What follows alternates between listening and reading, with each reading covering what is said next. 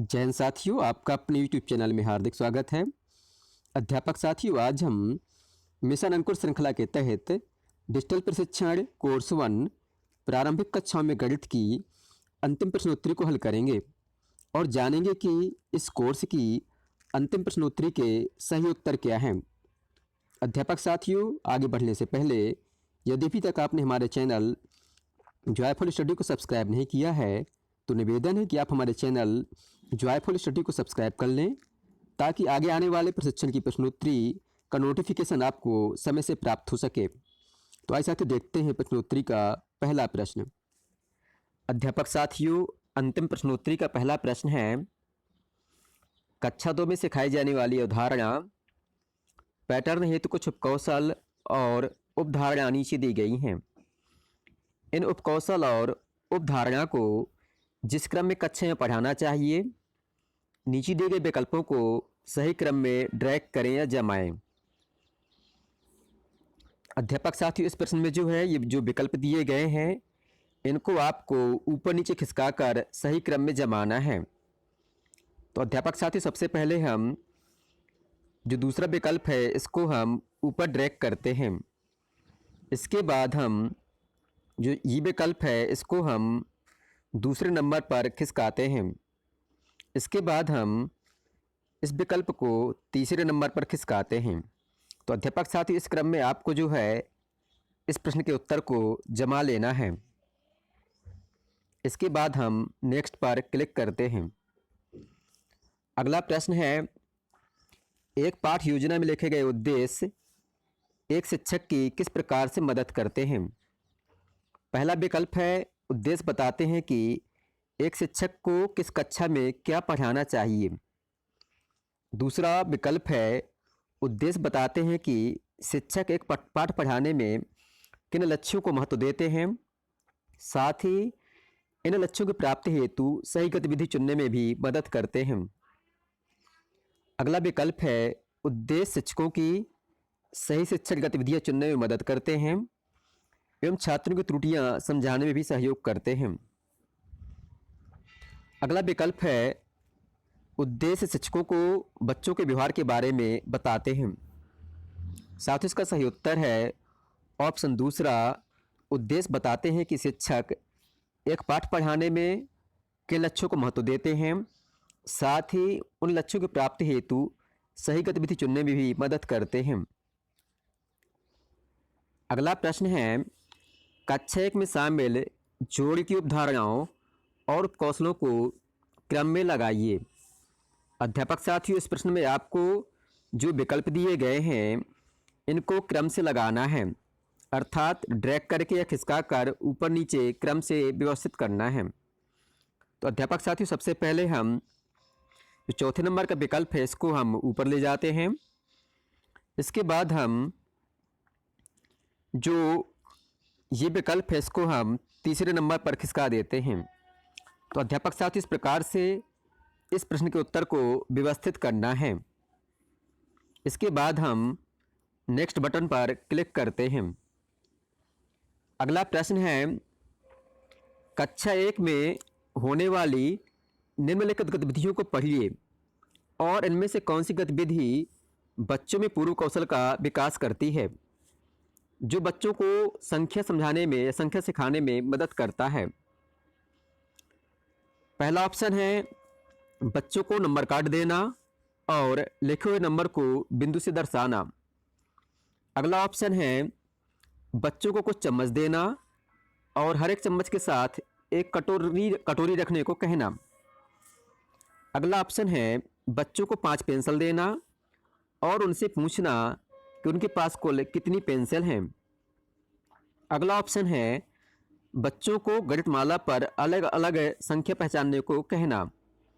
साथ ही इसका सही उत्तर है ऑप्शन दूसरा, बच्चों को कुछ चम्मच देना और हर एक चम्मच के साथ कटोरी रखने को कहना। अगला प्रश्न है, कक्षा 2 की शिक्षिका ने बच्चों की जोड़ियां बनाई। उन्होंने बच्चों से कहा कि जोड़ी में एक बच्चा 17 घटा 7 को चित्र की मदद की सहायता से दिखाएगा और एक बच्चा 20 घटा 5 को। उसके बाद दोनों बच्चे कॉपी को एक दूसरे से बदलेंगे और बताएंगे कि जोड़ीदार ने सही तरीके से प्रश्न को हल किया है या नहीं। उपरोक्त गतिविधि किस दक्षता का विकास करने में मदद करती है? पहला विकल्प है संबंध बनाने का कौशल एवं तार्किक सोच का कौशल। अगला विकल्प है तार्किक सोच का कौशल एवं गणितीय संचार का या बातचीत का कौशल। अगला विकल्प है गणितीय संचार या बातचीत का कौशल एवं दक्षता या निरूपण करने का कौशल। अगला विकल्प है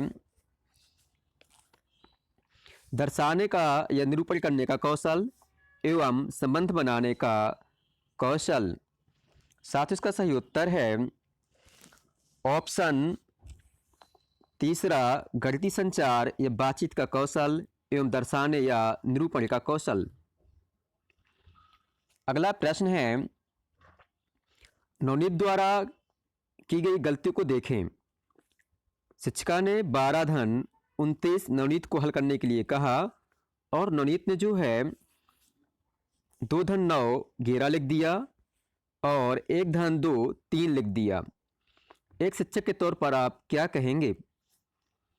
पहला विकल्प है नवनीत की गलती को ठीक करके उसकी कॉपी उसे दे देंगे ताकि वह सही उत्तर को देख सके। अगला विकल्प है नवनीत को जोड़ के और सवाल देंगे ताकि बार बार अभ्यास करके वह जोड़ना सीख सके। अगला विकल्प है नवनीत को मान काट की मदद से स्थानीय मान की समझ बनाने का मौका देंगे। अगला विकल्प है नवनीत को अलग अलग ठोस सामान देंगे नवनीत को अलग अलग ठोस सामान से 2 अंक को जोड़ना सिखाएंगे। साथ ही इसका सही उत्तर है ऑप्शन तीसरा, नवनीत को मान काट की मदद से स्थानीय मान की समझ बनाने का मौका देंगे। अगला प्रश्न है कक्षा 1 में शिक्षक ने बच्चों को संख्या 6 सिखाने के लिए कुछ बीज दिए जिसमें से उन्हें 6 बीज अलग करने थे। कुछ बिंदु बने हुए कार्ड दिए, उनमें से 6 नंबर वाले कार्ड को ढूंढना था। संख्या रेखा पर 6 नंबर दिखाने को कहा और संख्या 6 या कोई भी 6 चीज़ों का चित्र कॉपी में बनाने को कहा। शिक्षक ने इन सब गतिविधियों में 10 दिन का समय लगाया, अर्थात इन सब गतिविधियों को जो है 10 दिन में कराया। आपके हिसाब से शिक्षक ने 10 दिन क्यों लगाए? पहला विकल्प है ताकि बच्चे कक्षा 1 से 6 तक की गिनती ठीक से बता सकें। अगला है ताकि बच्चे 6 के आकार को सही से अपनी कॉपी में लिख सकें। अगला विकल्प है ताकि बच्चे अलग अलग ठोस सामग्री की मदद से अवधारणा की समझ बना सकें। अगला विकल्प है ताकि बच्चे 6 के बाद के अंक की समझ बना सकें। साथ ही इसका सही उत्तर है ऑप्शन तीसरा, ताकि बच्चे अलग अलग ठोस सामग्री की मदद से अवधारणा की समझ बना सकें। अगला प्रश्न है कक्षा 3 में शिक्षक ने देखा कि बहुत से बच्चे गुणा के सवालों में गलती कर रहे हैं। शिक्षक कौन सी गतिविधि कक्षा में करा सकते हैं जिससे उन्हें बच्चों को गुणा सिखाने में सहारा मिल सके? पहली गतिविधि है वह बच्चों को कॉपी और कार्यपत्रिका में अलग अलग सवाल दे सकते हैं और अभ्यास करके अपनी समझ बनाने को प्रोत्साहित कर सकते हैं। दूसरी गतिविधि है वह कक्षा में समूह बना सकते हैं और हर समूह में गुणा के सवाल को हल करने के लिए ठोस सामान दे सकते हैं जिससे बच्चे मिलकर समस्या को हल कर सकें। अगली गतिविधि है वह बच्चों को ठोस सामग्री की मदद से कैसे गुणा किया जाता है यह करके दिखा सकते हैं और बच्चों को करने के अवसर दे सकते हैं। अगली गतिविधि है वह बच्चों को गुणा के सवाल दिखा सकते हैं जिसमें सही उत्तर पहले से लिखा हो। बच्चे उन्हें पढ़कर अपनी समझ बना सकते हैं। साथ ही इसका सही उत्तर है ऑप्शन दूसरा, गतिविधि 2 एवं गतिविधि 3। अगला प्रश्न है इनमें से कौन सी गतिविधि शिक्षण को अर्थपूर्ण बनाने में मदद करती है? पहला विकल्प है बच्चों को सामग्री देकर उन्हें विभिन्न अमानक इकाइयों द्वारा मापने को कहना। अगला विकल्प है बोर्ड पर मापने के विभिन्न तरीके लिखकर बच्चों से उन्हें पढ़वाना। अगला विकल्प है बोर्ड पर कुछ प्रश्न लिखकर बच्चों से उन्हें हल करने को कहना। अगला विकल्प है बच्चों को एक वर्कशीट पर हल करने को कहना।